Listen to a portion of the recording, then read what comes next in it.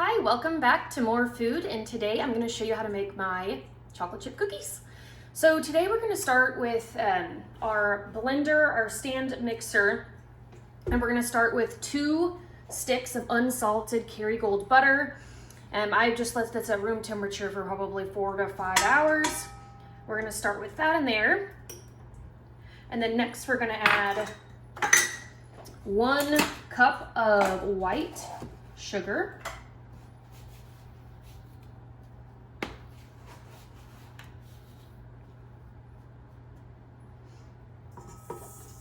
And then we're also going to add 1 cup of brown sugar. Sometimes when your brown sugar gets a little too rough or hard, you can stick it in the microwave and it'll soften back down, but we want to firmly pack 1 cup of brown sugar. All right. Next, what we're going to add is a half teaspoon of baking powder, 1 full teaspoon of baking soda, 2 tablespoons of vanilla, and I love Penzeys. My cousin Alyssa bought this for me, and I love this vanilla. It's really high quality, and it tastes amazing. So we're gonna do 2 tablespoons of that. And then we have 1 tablespoon of kosher salt. So we are going to start the mixer and let this cream. It's gonna take 3 or 4 minutes to get really incorporated. Let the butter kind of get warmer and really incorporate with all the sugars. It'll start really crumbly at first, and then it'll really start to whip and mix. So we'll check back in a couple of minutes.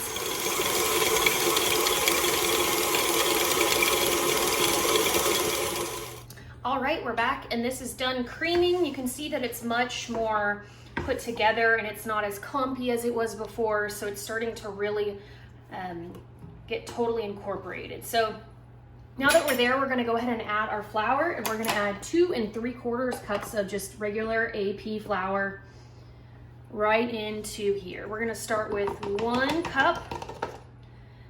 Gradually let that incorporate. It'll get really crumbly and then it'll start to really melt, but you add all of it at once, it's going to go everywhere. So we're going to start with 1 cup. Then we're going to slowly add in our second. And while that's mixing, I'm going to get our 3rd cup. Just 3/4 of a cup is our last amount that we're going to add in. You can hear that working. But before I add in this 3rd cup, what I like to do is add in the egg now. These are farm fresh eggs from my sweet chickens. We're gonna add in 1 egg just to kind of get things moistened up for the last little bit of flour. So it's starting to really combine, and now I'm gonna add in the last 1/4 cup of flour. A little bit at a time.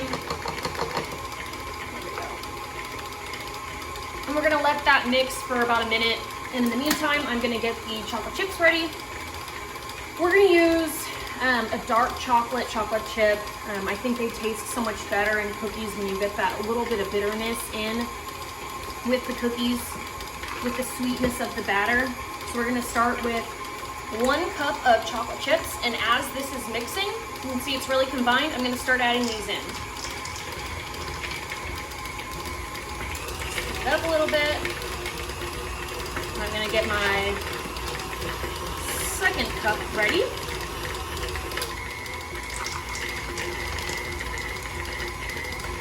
All right, that's starting to really look good. And I'm gonna get my last 1/2 cup and toss that in. We should be good to go. So I'm gonna open this up, combine with my spatula. Actually, I'm gonna unplug this so that I don't accidentally turn this on while I'm scraping. And we wanna just one more time quickly combine with the spatula to make sure we got all of the little pieces on the side. And once I get this ready to put on the baking sheet, I will check back in with you. Thanks. All right, so we are done with our batter and we're gonna get ready to place it on the baking sheet. I have the oven preheating to 350 degrees. And one thing that I always recommend is get an oven thermometer. They're so cheap. They're less than $5 on Amazon. And your oven can be really far off. So ours is pretty far off and I live by my oven thermometer. So that will tremendously help if you're having problems with burning or undercooking something.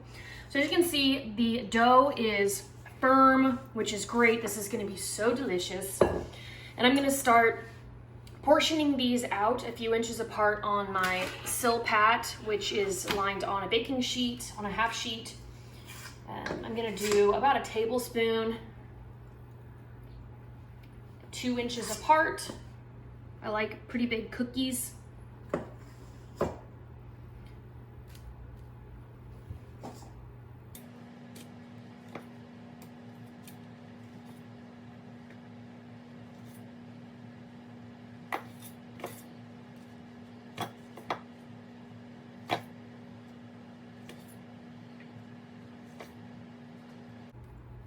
All right, so this whole recipe should cook about 2 dozen cookies. I'm gonna start with 1 dozen at a time, and I'm gonna finish these with some flaky sea salt. I love Maldon salt. It's super good for finishing items, finishing meats, salads, cookies, vegetables, fish. It's a great addition to food. I love the contrast between salt and chocolate, so I'm gonna add a little bit of this to the top of the cookies.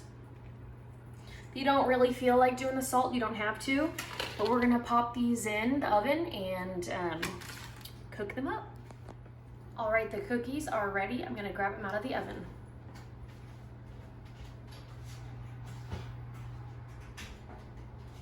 Oh my goodness. These look so good.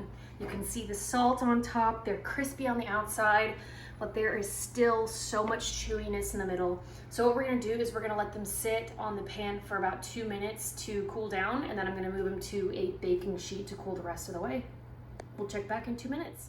All right, the cookies are done. We let them rest on the baking sheet for 2 to 3 minutes, and then I transferred to a cooling rack, and we let them sit here for several minutes, 5 minutes. You still want them to be pretty warm, but you want them to be cooked all the way through. And I'll just show you, these are really crispy cookies, but on the inside, they just fall apart. They are gooey and crispy and soft on the inside. So this is my favorite kind of cookie. And I'm gonna get some milk and I'm gonna serve them up. I hope you enjoy. Thanks for listening to More Food Today.